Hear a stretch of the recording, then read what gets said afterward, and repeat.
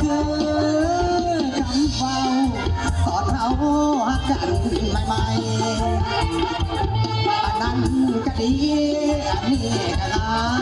มถึงใจแต่ตอนนี้น้องเปลี่ยนแปลงไปคือจังหัวใจเป็นคนละหน่วยตาดิตาใจน้องทำคือมือจังแม่ปากเพียงว่าหูคืนสิถือว่ามันสวยย้อนลงคำเบาใจอายเลยเศร้าปานคน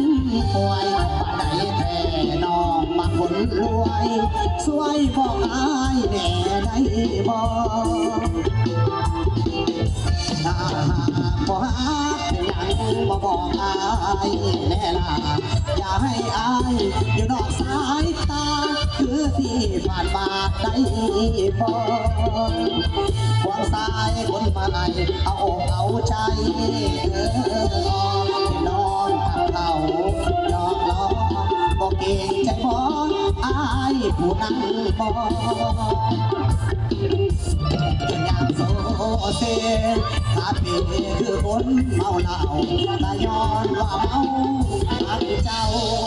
หนักกว่าเมาเหล้ายาดองย้อนสาวว่าเสียใจฟังเพลงยากบ่ถึงก่อนสิขอกินเหล้ายาดองยอมใจเจ้าของให้ลืมคนโยเอาใจมาได้น้ำใจด้านหน้าเวทีว่าให้อยู่ดีมีไส้กันแล้วกันเนอะรับด้วยซะแล้ว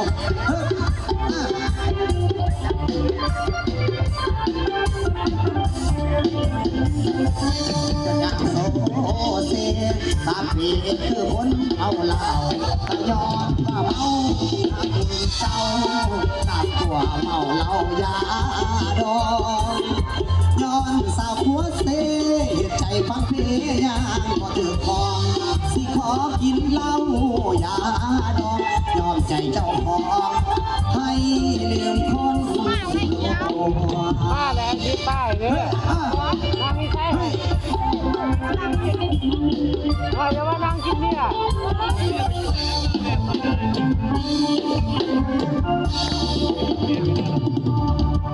ขอเสียงปรบมือหน่อยนะ